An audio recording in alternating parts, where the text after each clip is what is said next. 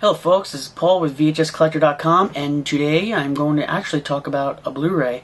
I've been in the process of upgrading my DVD collection to Blu-ray. I really love Blu-ray movies, besides the obvious reason of the great features that some of them have and the amazing picture resolution. But I also love the packaging. It's, saves a lot of room on my shelf. And in the process of doing that, I came across a bunch of different Blu-rays that were interesting and some that were just absolutely cruddy. And I've just been felt propelled to talk about them. And I thought I'd start today with Silent Night, Deadly Night, one of my most favorite movies. This comes out on Tuesday, I believe, and I was fortunate enough to get it before the release date. So this was one of those movies that I watched over and over again as a teenager. I totally identified with the character. No, I wasn't a mass-murdering psycho killer in a Santa suit, but I think a lot of horror fans are they identify with characters that feel ostracized, much like Billy. Billy grew up being, I guess, kind of tormented in an orphanage. He saw his parents get slaughtered, his mother almost getting raped. So he sees a lot of crap, and if he tries his best to be a great, outstanding person, but it all comes down to this boiling point in the movie where he saves the girls from being raped, and of course she calls him nuts because he ends up killing the rapist, or the potential rapist, and this absolutely confuses Billy, and it warps his mind even more, and he just goes on a killing spree. I absolutely love the story to this movie. Some people will say it's a typical slasher film. It is far from a typical slasher film. Most slasher films are driven by the victims. The setup is with the victims, honestly. We don't know a whole lot about the murderer or the to-be murderer. But this movie, it's all about Billy. It's all about our psycho killer. Much like Maniac, which is another favorite film of mine. So some people say if it wasn't for the controversy, no one would even remember this film, but that's ridiculous. This film is not like any other slasher film. But I don't want to dwell too much on the movie itself, because it's really, I just want to review the Blu-ray release. So when the DVD came out, I was absolutely blown away when it came out a few years ago. Well, it's been a while now. Way more than a few years ago, but I was just absolutely blown away by the picture quality. It was just so much better than the VHS, of course, as it should. But I was always kind of confused as to why Anchor Bay would release all these other movies with all these features, even some absolutely terrible movies. But Silent Night, Deadly Night, which is a pretty, I think, significant film for that time period, slasher film, and all it got was a short audio interview with the director. I thought that was quite bizarre. Even the sequel had a commentary track on the DVD. Charles Sellier Jr. Later came out and said in another interview after the DVD had been released that he wasn't even approached by Anchor Bay to do a commentary track. In fact, the interview that is on here, the audio interview, wasn't even authorized. He didn't even authorize that to be on the DVD release. And he seemed to be a bit upset because he would have loved to do a commentary track. I remember that from like a Dead Pit Radio interview. I believe they did an interview with Charles Sellier, and I remember that. And it always bothered me that Anchor Bay never made any effort to give this movie a lot of features. They made an effort with all these other movies, some very, very cruddy, that very few people want to watch, but they made no effort for this movie, which is pretty significant, This was on a lot of. This became the topic of a lot of newspaper articles, and news broadcasts, and there's a lot of footage, archival footage of protests outside theaters. None of this was, no featurette or anything is on this, and certainly, I'm sure there were some actors in this movie that would have sat down for an interview. Lillian Chauvin, who played Mother Superior, did an interview for that documentary, Going to Pieces. So, I think she has since passed, unfortunately, but she would have been willing to talk about this movie if someone at Anchor Bay had just approached her to do an interview. Who knows, maybe she would have sat down with the director at that time and did a commentary track. But they made no effort. Why? I don't understand. It really, really bothered me. I think that at least with the initial DVD release, I remember they got the rights to the second movie first. I remember that always being on an upcoming DVD release. And I always thought it was kind of strange that they would get the rights to the second movie before the first one, but of course, getting rights is sometimes complicated. But I think they got the rights to Sonic Deadly Night, or at least I assume that they got the rights shortly before they were going to release the second movie to DVD, so I think they just kind of slapped a double feature together, and they didn't really, put much effort into putting a lot of features together for the first movie because there just wasn't enough time to. At least that was what I was hoping what the story was, but I just think now that they didn't really put much effort into this movie. I mean, YouTube even has some segments with Ira Barmack, the producer of this movie, trying to defend it on Entertainment Tonight or Entertainment Weekly or something like that. So there's like stuff on YouTube. I mean, couldn't they license this stuff to put on this? Like, they made no effort on the original DVD. Then, of course, it's a 30th anniversary and we get the Blu-ray. And I am so excited because at first all I saw was a cover image of this on the internet that said 30th Anniversary Edition. So of course you assume there's going to be interviews, there's going to be a featurette, there's going to be something really cool. So eventually I did some sleuthing to try to find out what the features were, and on the Anchor Bay website it said a commentary track. I said, sweet, that's awesome. We get a commentary track with Michael Hickey, who is the writer, composer Perry Botkin, the editor and second unit director Michael Spence, and co-executive producer Scott Schneid. That's a lot of people. They gotta have a lot to say about this movie. But there's nothing else. All the other features are the same as the DVD, except that I think it now has a poster and still gallery. Was that on the DVD? I don't remember. But even the poster and still gallery is kind of weird on this because it doesn't even have...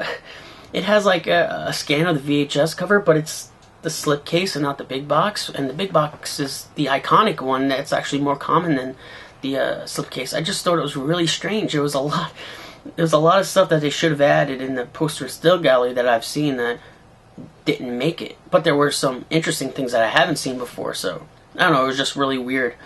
This has the audio interview, like I said, with Charles E. Sellier. It's funny that they again put this on the Blu-ray, even though he didn't authorize it, but I don't know, maybe they didn't know that or they just didn't care. But I guess I'm kind of glad it's on there because it is informative. But it just bothers me that no effort was made to get a commentary track from the director, and I think in 2011 he died. Now the picture quality of this is not what I was expecting. When I put this in, I expected it to be totally crisp and detailed. It wasn't. I was really shocked when that title card comes, when it splashes with blood. I was not impressed. It was all kind of pixely around the edges. This is clearly an upscale from the DVD. Anchor Bay is ripping us off, and it's disgusting because I was looking forward to this. I hate when they just upscale things and put it in a DVD case because it's so misleading. What does this say on the back here? It says 1080p. I mean, that's what it says. But listen to this. It says, restored from original vault materials is what this says. And it's clearly not. It's just an upscale of the DVD release. That is messed up because I was expecting something beautiful and gorgeous. Of course, as everyone knows, same thing with the DVD.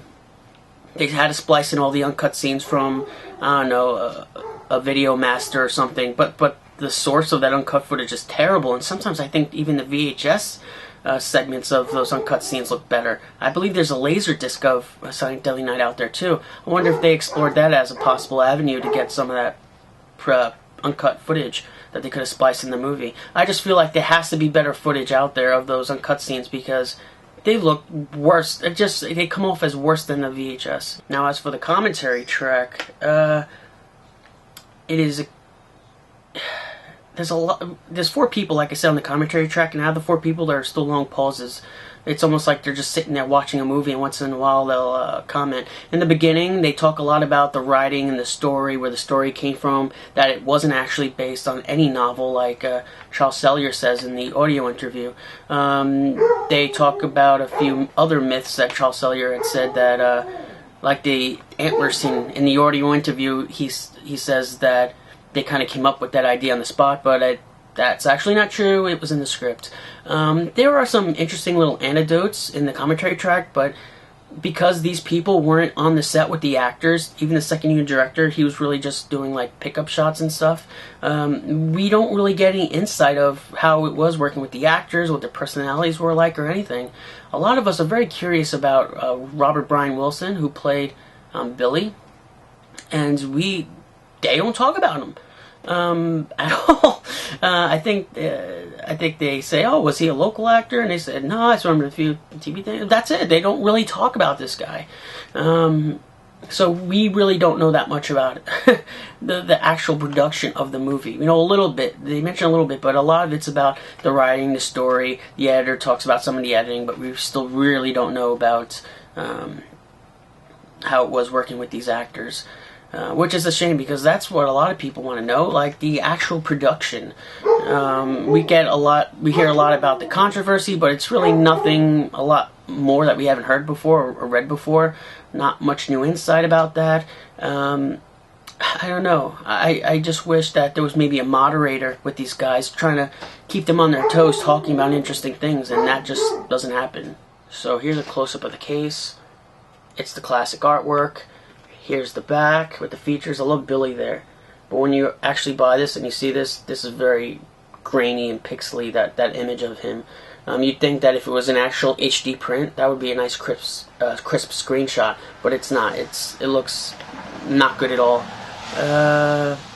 You get one of these cheap cases. Doesn't even have a reversible sleeve, and it has.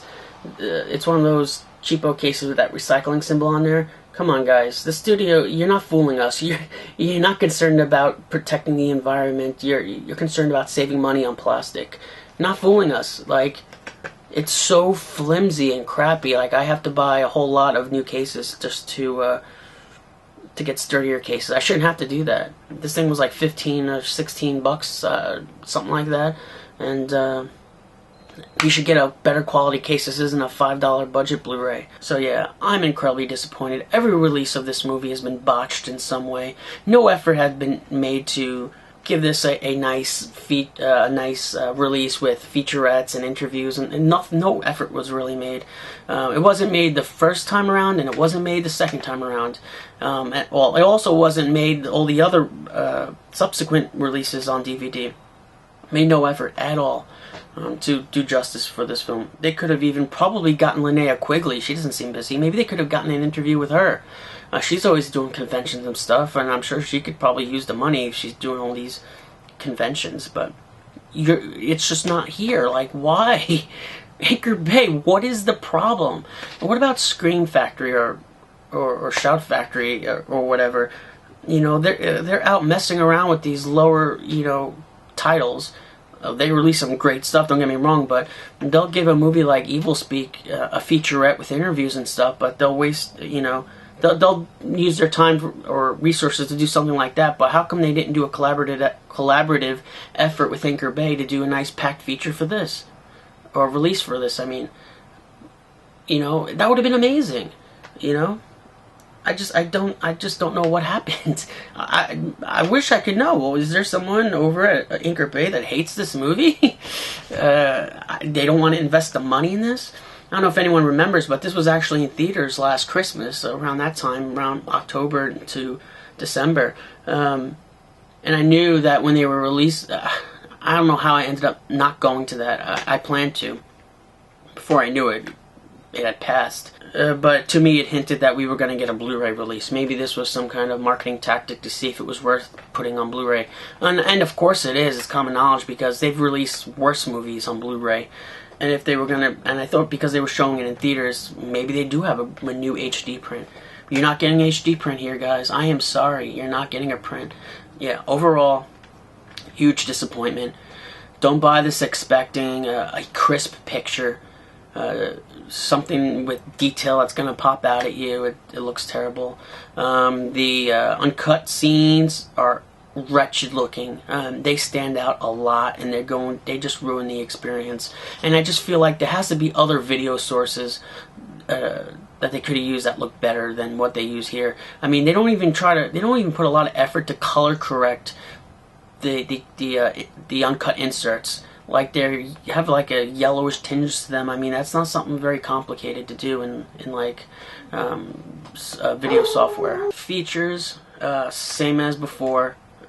Nothing exciting, except, you know, what most people are excited to hear is the commentary track. There's not a whole lot of information on there. You're going to be quite disappointed. Well, maybe you'll be disappointed. I mean, there's some interesting stories there, I guess, but for most of the time, they're just like sitting there watching the movie and commenting on the movie as they watch it. Pretty disappointing. And so let me show you the menus, guys. This movie comes out on Blu-ray on Tuesday. I'm going to give you guys a little sneak peek on the menus and everything. Oh yeah, one other thing I just wanted to say. Where is the trailer to this movie? It wasn't on the DVD and it's not on the Blu-ray. It's on YouTube, it exists. Where is the trailer? The trailer is what started the controversy. And it's a freaking awesome trailer, I must say. I really love the trailer. And I've actually seen 2 different versions of the trailer on YouTube. So where is it? It's not here. So that's another big problem of mine. But let me show you the menus here. And I apologize for the barking dog. So of course I was watching the movie with the commentary here. I remember, Michael, when we were developing the treatment. So there you could hear the commentary, but I can't show you too much of that for obvious reasons. So we're just going to go straight into the menus. So here's the menu design here. Sorry, I'm just trying to hold this here. Alright, of course, special features, minimal. Audio interview, poster still gallery, and Santa's Stocking of Outrage. That is also from the DVD release.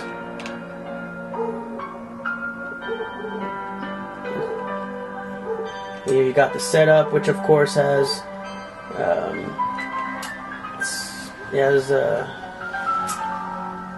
the original track of the movie, and it has the audio commentary track. So yeah, there's not a lot here that we're working with, so I'm sorry guys, sorry to disappoint you. If you guys are fans of Silent Night, Deadly Night like I am, you're going to be disappointed. At least we get something new, and that's the commentary track, but the print is not new, and really nothing else is new. Poster gallery has some stuff we haven't seen before, maybe you've seen them on the net, but otherwise that's it. I'm going to do a lot of these Blu-ray reviews. Seems weird, right? This is a VHS channel. We should have a bunch of VHS reviews, but I already did a bunch of VHS reviews. I did about like 45 of them, and I have a lot to say about these Blu-rays because I feel like sometimes we're just getting ripped off with upscales. So I'm going to go through a ton of them because I've been buying a ton. So yeah, this has been Paul with VHScollector.com. See you guys next time.